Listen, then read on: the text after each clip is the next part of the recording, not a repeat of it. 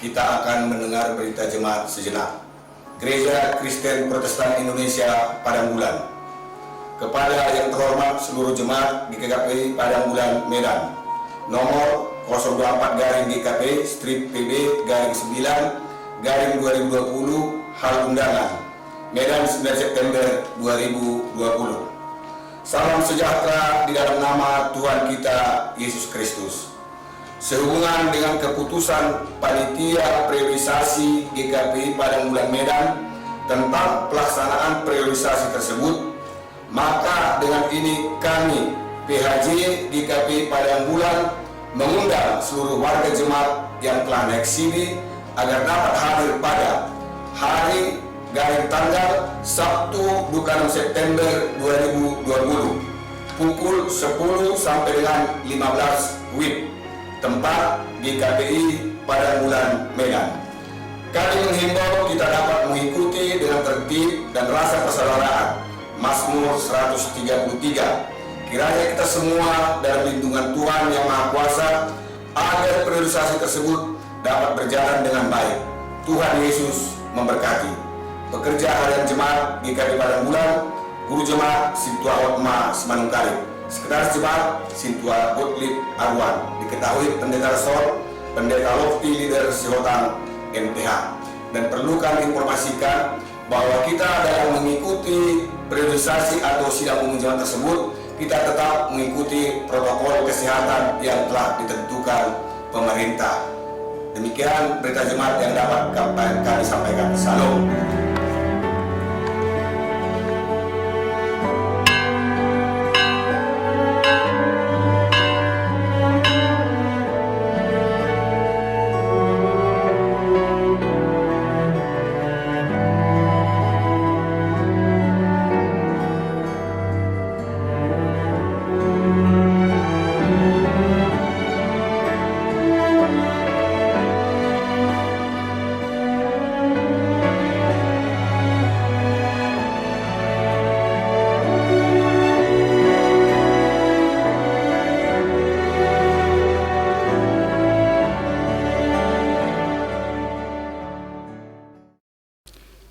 Salam. Jemaat yang dikasihi oleh Tuhan Yesus Kristus, ibadah kita pada minggu ini tanggal 20 September tahun 2020 yaitu minggu ke-15 setelah Trinitatis, dengan tema minggu Allah menyatakan kuasa-Nya melalui bencana alam. Sebelum kita memasuki ibadah kita, mari kita saat teduh sejenak.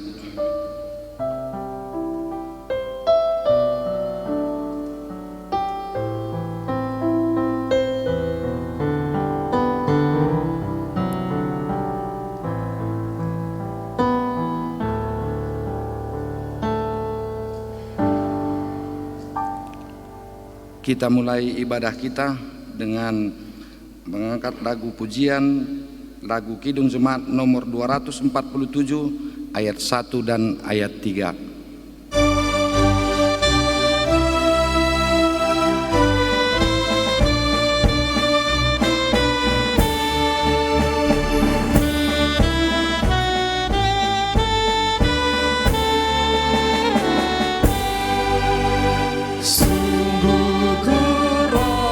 Yeah.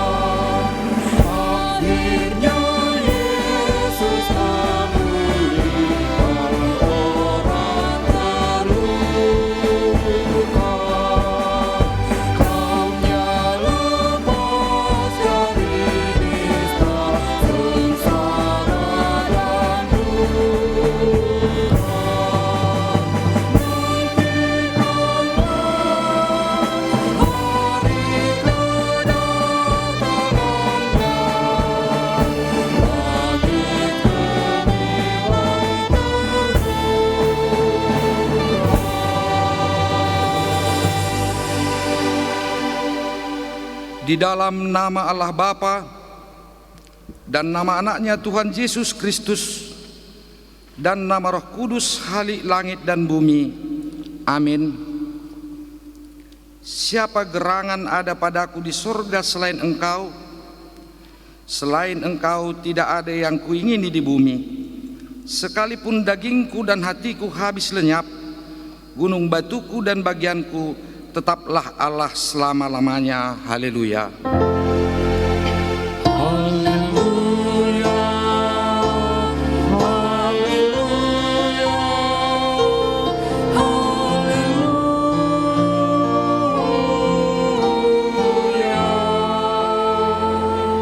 Marilah kita berdoa. Ya Tuhan Allah Bapa kami yang di sorga, kami mohon kepadamu, berikanlah roh-Mu yang kudus ke dalam hati kami. Biarlah tetap tinggal di dalam hati kami kasih dan kebenaran-Mu yang telah dikerjakan oleh anak-Mu Yesus Kristus Tuhan kami. Bimbinglah kami pada masa pencobaan.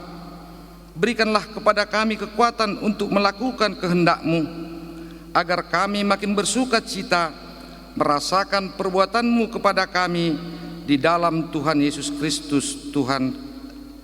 Amin. Kita angkat pujian kita untuk menyambut pembacaan firman Tuhan dari Kidung Jemaat nomor 407 ayat 2 dan ayat 4.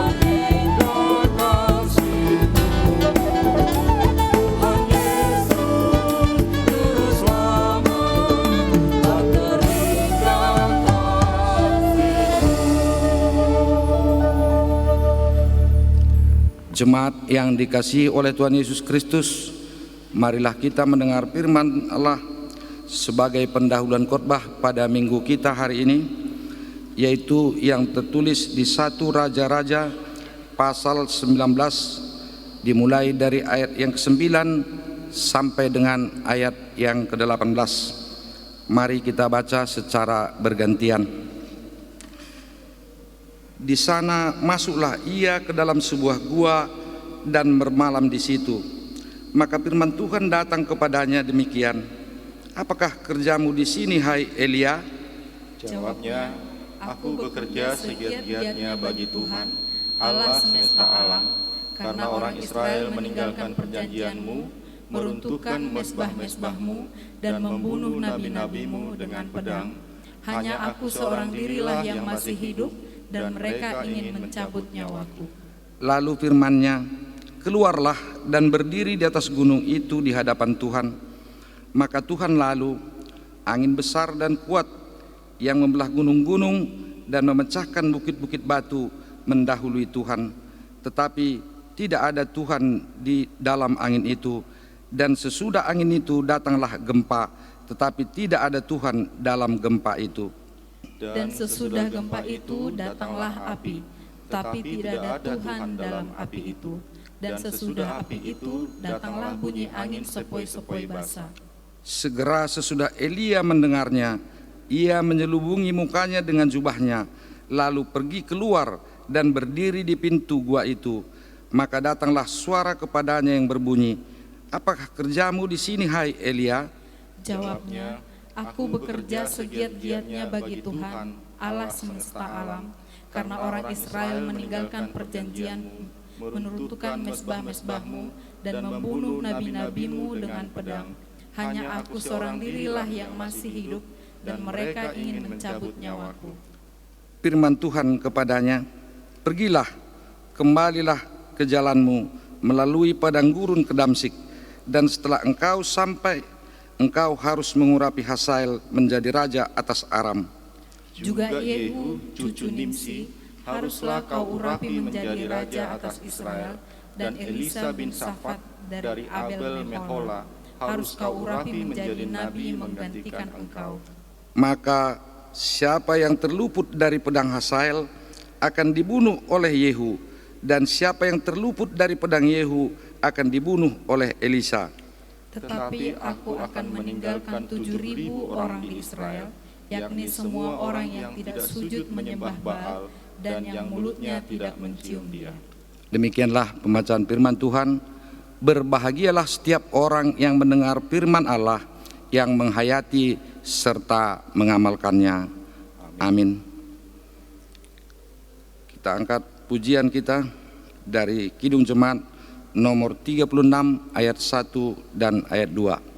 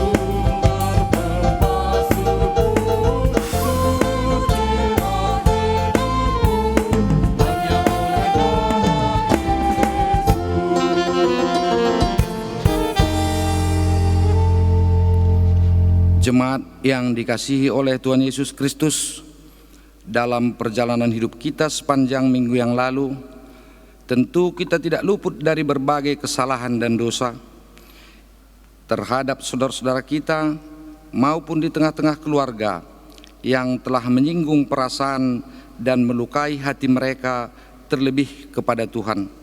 Karena itu, dengan segala kerendahan hati, marilah kita mengaku dan menyesali segala dosa dan kesalahan kita di hadapan Tuhan. Marilah kita memasuki saat teduh untuk berdoa di dalam hati kita masing-masing.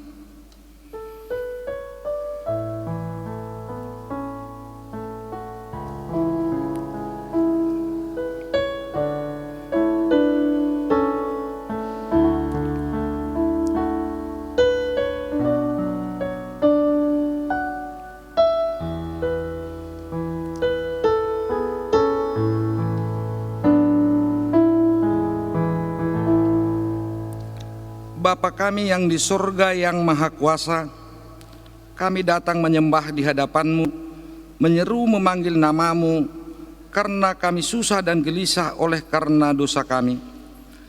Dengarlah suara kami dan kasihanilah kami.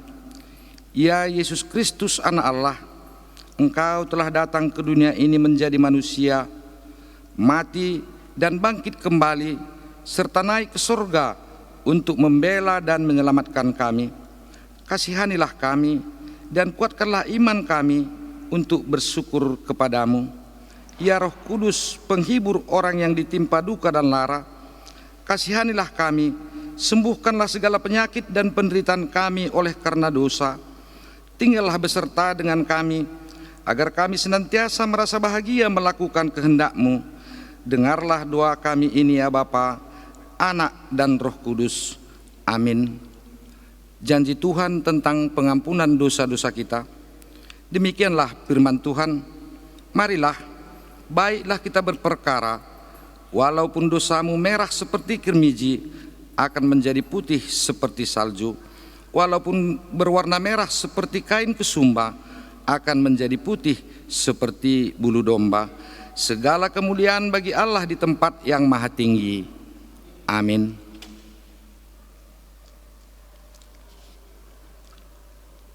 Kita memuji Tuhan dari lagu Kidung Jemaat nomor 383 ayat yang kedua.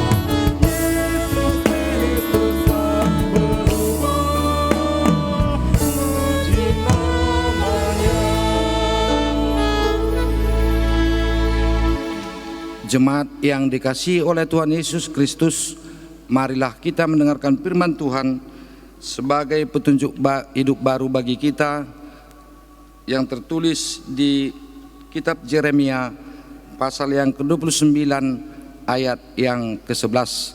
Demikian firman Tuhan. Sebab aku ini mengetahui rancangan-rancangan apa yang ada padaku mengenai kamu. Demikianlah firman Tuhan, yaitu rancangan damai sejahtera dan bukan rancangan kecelakaan, untuk memberikan kepadamu hari depan yang penuh harapan.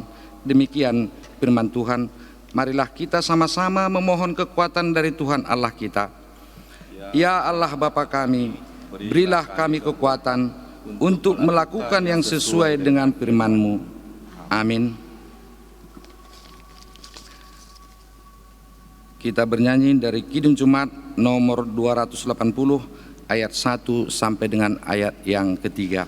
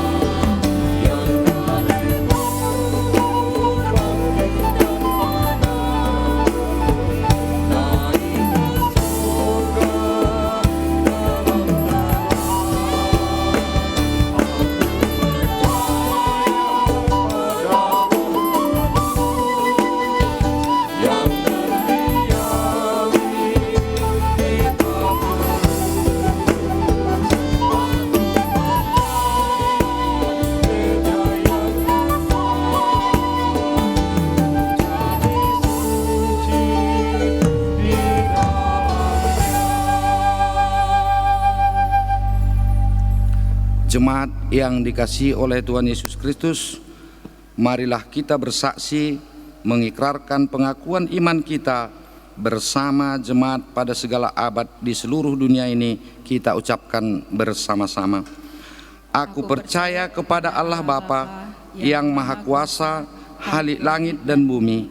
Aku percaya kepada Yesus Kristus, Anaknya yang tunggal Tuhan kita, yang dikandung daripada Roh Kudus, lahir dari anak darah Maria, yang menderita di bawah pemerintahan Pontius Pilatus, disalibkan, mati, dan dikuburkan, turun ke dalam kerajaan maut.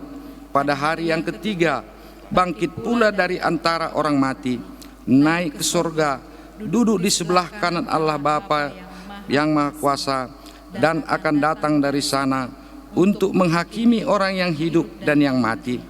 Aku percaya kepada Roh Kudus, gereja yang kudus dan am, persekutuan orang kudus, pengampunan dosa, kebangkitan daging, dan hidup yang kekal. Amin. Untuk mempersiapkan hati kita dalam menyambut sabda Allah, kita bernyanyi dari pelengkap Kidung Jemaat nomor 227 ayat 1 sampai dengan ayat yang kedua.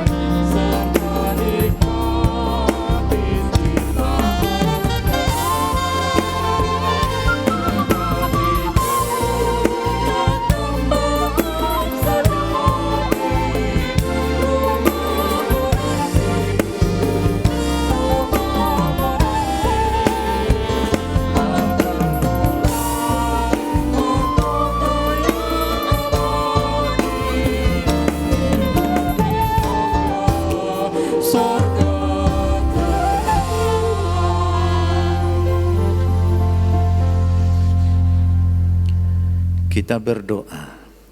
Damai sejahtera Allah yang melampaui segala akal budi manusia, kiranya menyertai hati dan pikiran saudara dalam Kristus Yesus Tuhan kita. Amin. Ibu bapa dan saudara sekalian, mari kita buka Alkitab kita dari Injil Lukas pasal 17 ayat 26 sampai 37. Dan sama seperti terjadi pada zaman Nuh, demikian pula lah halnya kelak pada hari-hari anak manusia. Mereka makan dan minum, mereka kawin dan dikawinkan, sampai kepada hari Nuh masuk ke dalam bahtera. Lalu datanglah air bah dan membinasakan mereka semua. Demikian juga seperti yang terjadi di zaman Lot. Mereka makan dan minum, mereka membeli dan menjual, mereka menanam dan membangun. Tetapi pada hari Lot pergi keluar dari Sodom, turunlah hujan api dan hujan belerang dari langit dan membinasakan mereka semua. Demikianlah halnya kelak pada hari di mana anak manusia menyatakan dirinya. Barang siapa pada hari itu sedang di peranginan di atas rumah dan barang-barangnya ada di dalam rumah, janganlah ia turun untuk mengambilnya.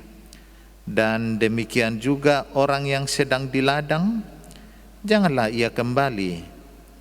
Ingatlah akan istri Lot. Barang siapa berusaha memelihara nyawanya, ia akan kehilangan nyawanya. Dan barang siapa kehilangan nyawanya, ia akan menyelamatkannya. Aku berkata kepadamu, pada malam itu ada 2 orang di atas satu tempat tidur, yang seorang akan dibawa dan yang lain akan ditinggalkan. Ada 2 orang perempuan bersama-sama mengilang, yang seorang akan dibawa dan yang lain akan ditinggalkan. Kalau ada 2 orang di ladang, yang seorang akan dibawa dan yang lain akan ditinggalkan. Kata mereka kepada Yesus, "Di mana Tuhan?"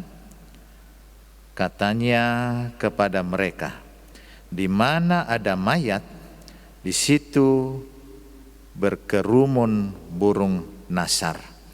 Demikian firman Tuhan. Bapak, Ibu, dan Saudara, saat ini menjadi tema kita, Allah menyatakan kuasa-Nya melalui bencana alam. Dalam hal berbicara tentang kuasa Allah, itu artinya sama dengan kerajaan Allah sedang ada. Maka kalau disebut kerajaan Allah yang sering diperkenalkan Ibasilia Tuteu, berarti ada pemerintahan yang menunggal, hanya satu. Maka apapun, bahwa segala kuasa itu adalah manunggal dari satu sumber.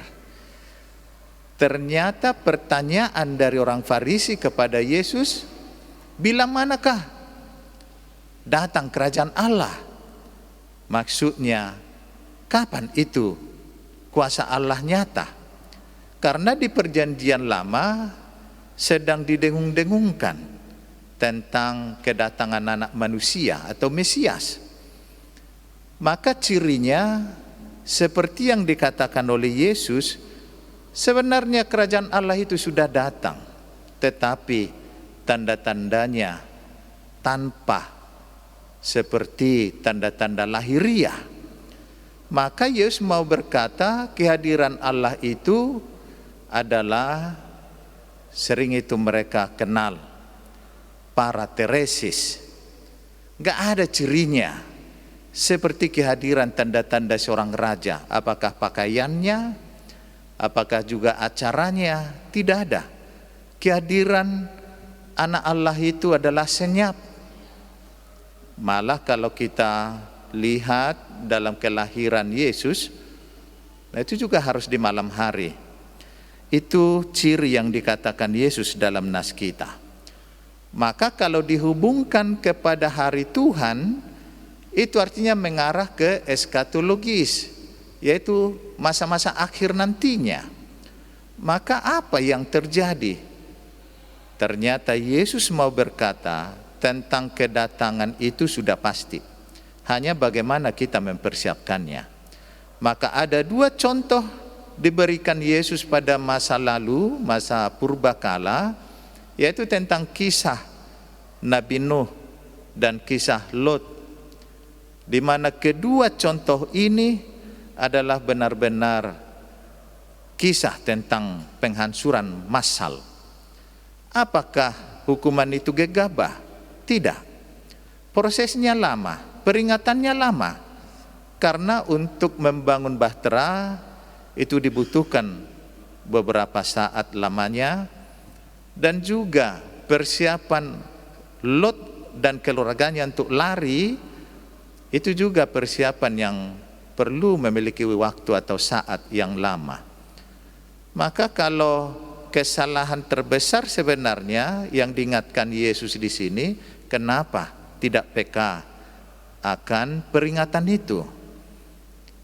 Maka waktu yang diberikan ternyata kisah Nabi Nuh, bahwa orang banyak itu meremehkan dan mengolok-olokkannya. maka pasti hari Tuhan yang hadir itu dengan seperti yang dikatakan Yesus, seperti kilat, itu secara tiba-tiba. Maka siapapun tidak dapat untuk mencoba untuk memperbaharui, mencoba untuk menyesali, mencoba untuk bermohon supaya terjadi hal yang diinginkannya, yaitu keselamatan. Namun ketika harinya datang, tidak ada lagi yang perlu menjadi waktu diberikan kembali. Nah, dalam hal ini juga pasti kenapa hal itu sulit di dalam mempersiapkan hari Tuhan, ini berkaitan sebenarnya dengan harta duniawi. Katakanlah pada zaman Nuh, kejahatan itu terjadi sebenarnya karena ingin memuaskan keinginan kedagingannya. Sama seperti Lot juga.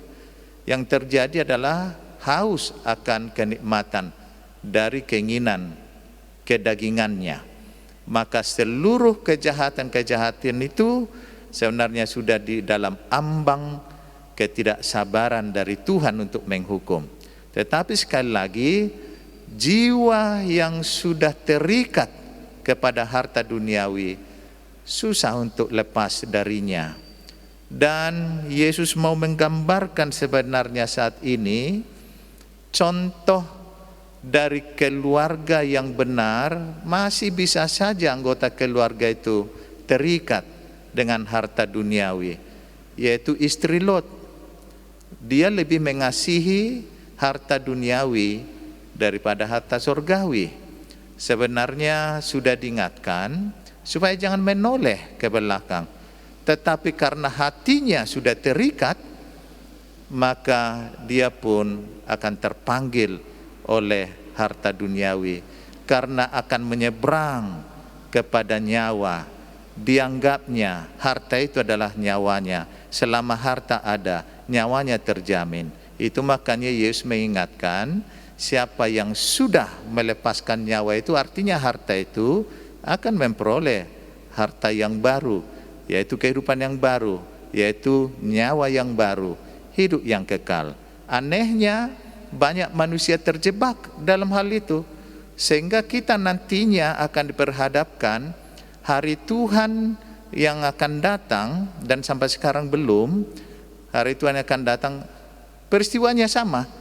Pasti masih ada orang yang lalai akan hal itu dan mencoba menikmati keindahan dunia ini, kenikmatan duniawi ini, dengan terus menerus berkubang di situ. Maka diingatkan kepada kita, karena memang gambaran itu akan ada, sekarang saatnya. Mari dengan membuka hati dan pikiran, godaan keterikatan itu akan terus berjalan. Maka sekarang kita harus menentukan pilihan kita. Benar, ekonomi harus kita tata. Benar, tujuan menjadi kaya juga tidak salah. Tetapi hanya diingatkan oleh Yesus, jangan terikat kepada harta duniawi. Apa gunanya kita membawa harta itu, tetapi kita juga akan binasa. Karena memang harta kita, Bapak Ibu dan Saudara, di dunia ini itu berlaku, di dunia ini itu berharga. Di sorga jiwa kita lah yang dihargai, bukan harta kita. Maka sekarang di dalam akhir dari nas ini diingatkan untuk tetap bahwa segala sesuatu tidak bisa kita bohongi di hadapan Tuhan. Sekalipun ada kedekatan-kedekatan kepada yang dikasihi Tuhan atau mengasihi Tuhan, bukan serta-merta mereka yang bersama itu menjadi dikehendaki Tuhan. Kedekatan itu misalnya sudah sama-sama di dalam tempat tidur, berarti ada persahabatan yang luar biasa. Atau juga bersama-sama di penghilangan, artinya ada karakter-karakter, panggilan-panggilan untuk bekerja dengan tujuan yang sama. Tapi ada juga yang di ladang, ada juga yang sedang di peranginan. Nah, ini artinya ada bangunan di orang Israel bahwa biasanya bertingkat rumahnya. Di bawahlah disimpan hartanya, dan di atas ada semacam teras Dan sebenarnya ada akses dari satu rumah ke rumah yang lain. Kalau untuk lari melepaskan diri bisa saja dari lantai atas, tidak harus turun ke bawah untuk mengambil hartanya karena dia akan terjebak di bawah. Demikian juga yang di ladang, kalau hari Tuhan datang tidak perlu harus kembali ke rumah untuk tujuan ada harta di sana. Maka sekarang Tuhan itu jelas mengenal, melihat siapa kita sebenarnya dalam keadaan bersama-sama. Karena Tuhan sangat peka dan mencium aroma dari jiwa kita, apakah benar-benar mengasihinya. Maka terakhir orang Farisi berkata, kalau memang ada pembinasaan, ada juga keselamatan. Mereka bertanya, di mana itu Tuhan? Sebenarnya pertanyaan ini sekali lagi hanya untuk menguji atau mencobai Tuhan. Tapi Yesus tidak melayani keinginan-keinginan pemikiran mereka. Yesus hanya membuat suatu pepatah atau yang sudah dikenal pada saat itu. Di mana ada mayat, di situ berkerumun burung nasar. Sama seperti ungkapan-ungkapan kita, di mana ada gula, di situ ada semut. Dalam hal mau Yesus berkata, mayat itu sudah jelas dan burung nasar tahu di mana itu. Nah, Tuhan pun seperti itu. Nah, Yesus hanya mau melayani jawaban, tidak ada yang diragukan tentang hikmat Tuhan. Tuhan yang dikatakan kerajaan Allah itu adalah manunggal dan dia menjadi hakim yang benar, tidak ada dikerjakan Tuhan selain dalam kasih dan keadilan. Maka kalaupun dikatakan kepada Yeremia bahwa dia melalui penglihatan cara kerja Tuhan. Nah, maka di Yeremia 18 itu dikatakan the potter and the clay. Ada ahli bejana dan juga ada tanah liat. Maka bejana yang diperbaiki ini kalau ternyata rusak atau cetakannya tidak baik, maka ahli bejana akan kembali mengolahnya sekalipun harus merusak atau kembali untuk mengubahnya memulai yang baru. Maka sekali lagi, kalaupun dikatakan bencana ini adalah kuasa Tuhan, tapi kita tidak boleh ragu tujuan Tuhan adalah dalam kasih dan keadilan. Maka sekali lagi mari mempersiapkan hati dan pikiran kita mulai saat ini, coba memutuskan satu prinsip. Benar tidak salah kita mengumpulkan harta, tetapi yang salah kalau terikat kita kepada harta itu. Kita sanggup melepaskan itu karena kita tahu ada tujuan kita yang sebenarnya, yaitu harta yang abadi, yaitu melalui perilaku yang baik, perilaku yang dikehendaki oleh Tuhan. Tuhan beserta kita. Kita berdoa.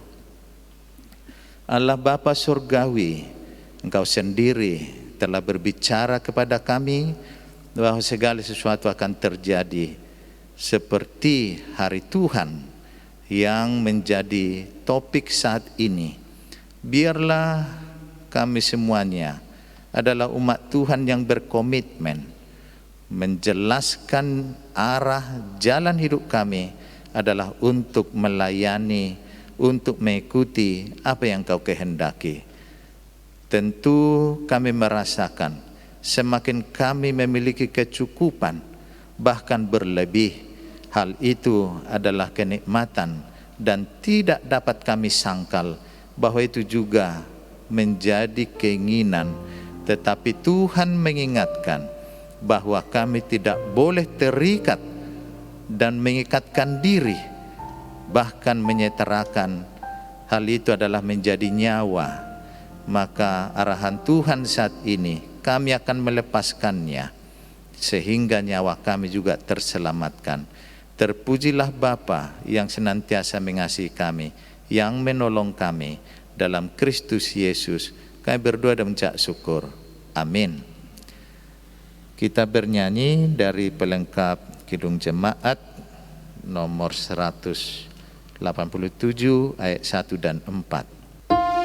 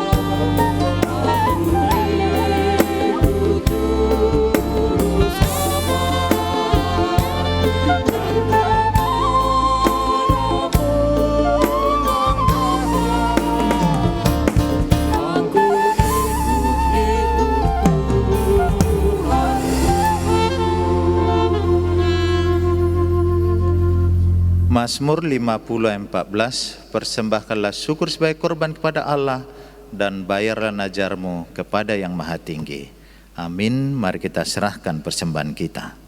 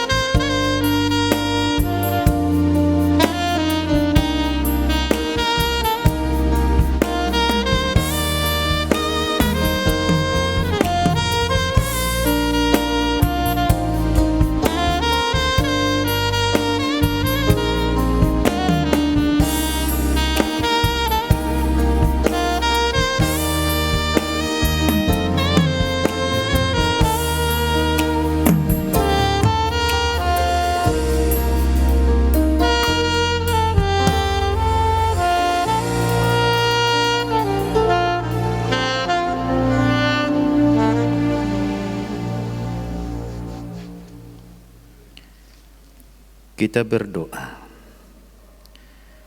Ya Allah Bapa kami yang ada di surga, kami mengaku dengan setulus hati, Engkaulah sumber segala berkat dan karunia dalam hidup kami. Di sini kami mempersembahkan kurban syukur kami kepadamu. Terimalah persembahan umat-Mu dan berkatilah menjadi alat kesaksian, persekutuan, dan pelayanan jemaat-Mu ini. Jadikanlah hidup kami persembahan yang berkenan kepadamu, dan pakailah hidup kami untuk turut menghadirkan tanda-tanda kerajaan-Mu di seluruh dunia ini. Kasih, keadilan, damai sejahtera dan sukacita. Bukalah hati kami dengan Roh Kudus-Mu, agar kami senantiasa mengucapkan syukur kepadamu di dalam nama Yesus Kristus Tuhan kami. Amin.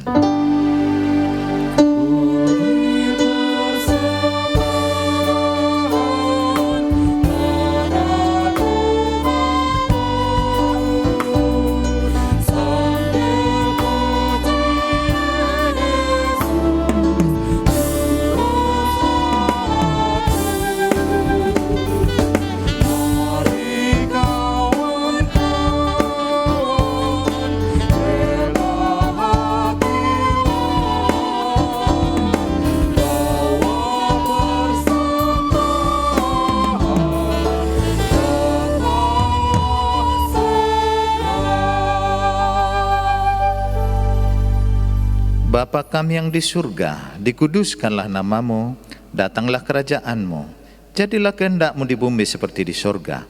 Berikanlah kami pada hari ini makanan kami yang secukupnya, dan ampunilah kami akan kesalahan kami, seperti kami juga mengampuni orang bersalah pada kami. Dan janganlah membawa kami ke dalam pencobaan, tetapi lepaskanlah kami daripada yang jahat.